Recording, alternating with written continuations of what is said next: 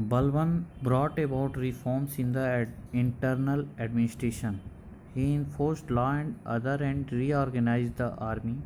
He constructed roads and made arrangements for interstate traffic. He reformed the tax collection process. Provincial governors were frequently transferred.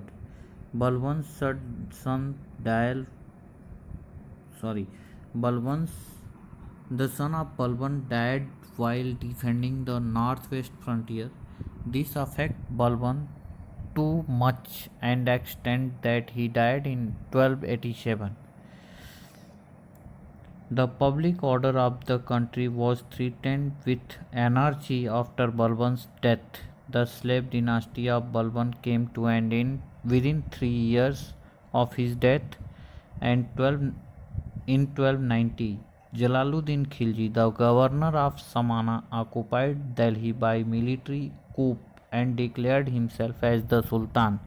And from there, the Khilji dynasty, the reign of Khilji dynasty had been started. So the Khilji dynasty.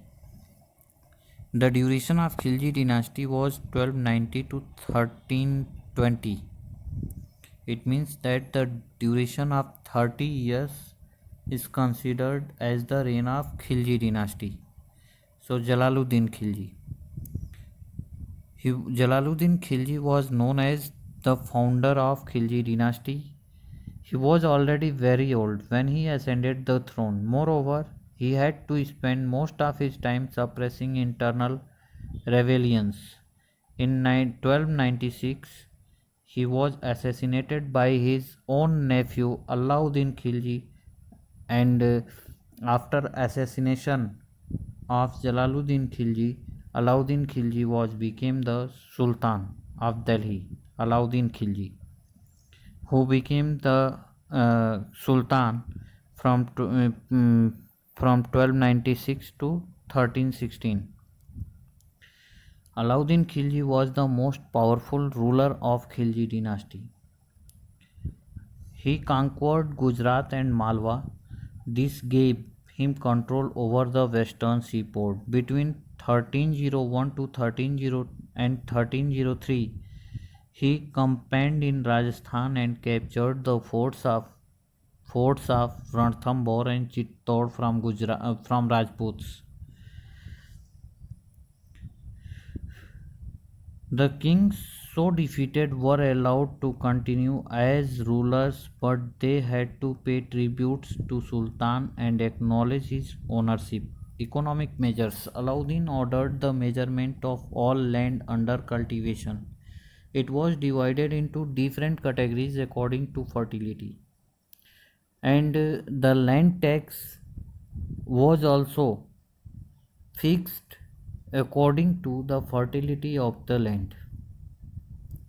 He also introduced a market control policy. He lowered the price of all essentials, oils, clothes, etc.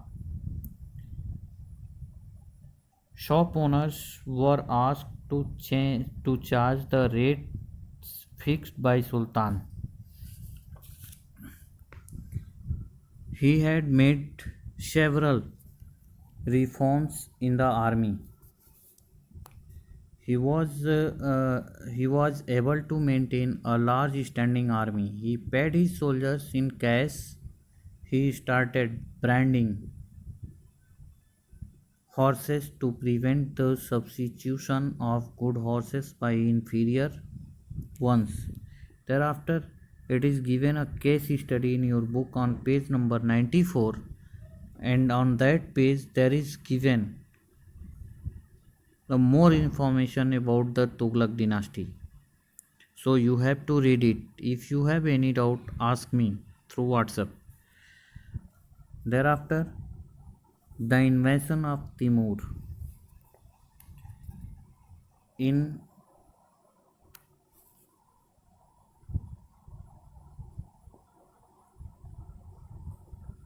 in 19 in 1398, Timur, that is in Hindi known as Taimur, was a great conqueror from Central Asia, invaded India and brought great miseries to the people. His main aim to attack India was to loot its rich booty.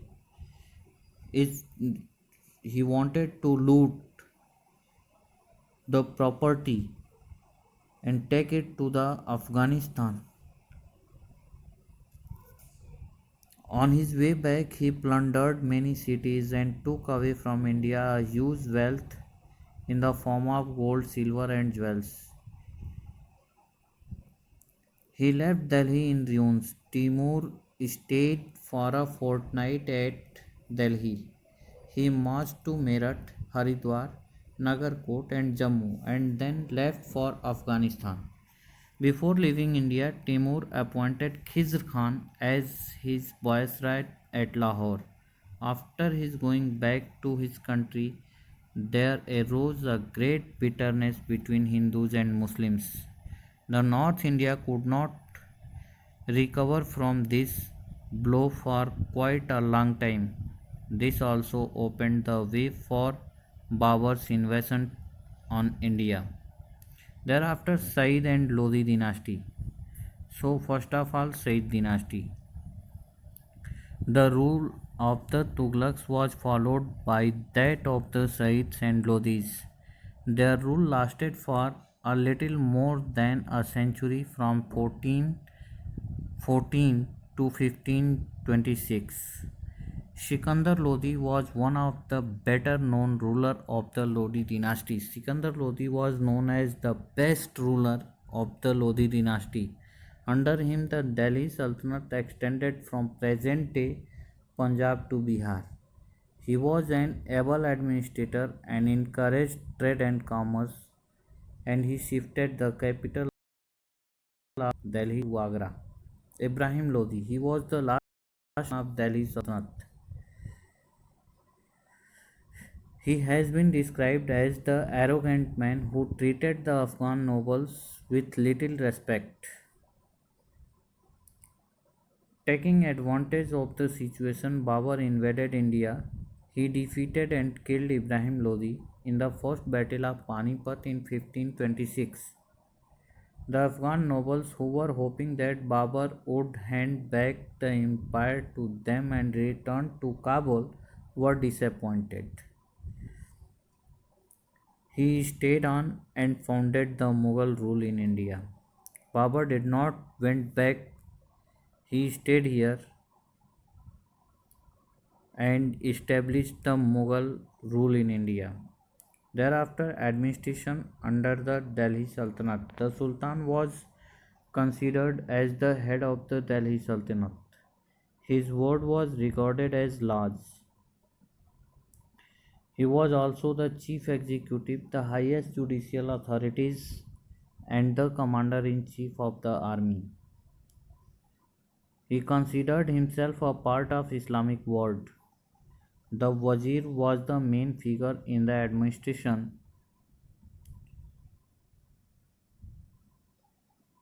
He was advised by the chief Qazi. The officials maintained all record and they also collected revenue.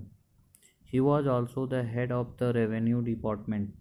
The Bakshi was the paymaster of the army. The Qazi was the chief judge. Several other officers acted as administrative heads of various departments. Hindus were allowed to settle their cases in their own panchayat. The civil administration of the Sultanate was a continuation of existing one of the state. The whole empire was divided into a number of provinces. The provinces were divided into six, and the six were divided into parganas, or group of villages. Cities were divided into sectors. Each city was under the charge of two officials who were responsible to the chief city administrator.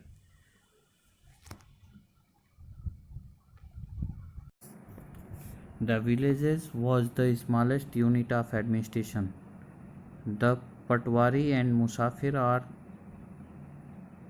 the accountant were the chief village officials. Ikta system.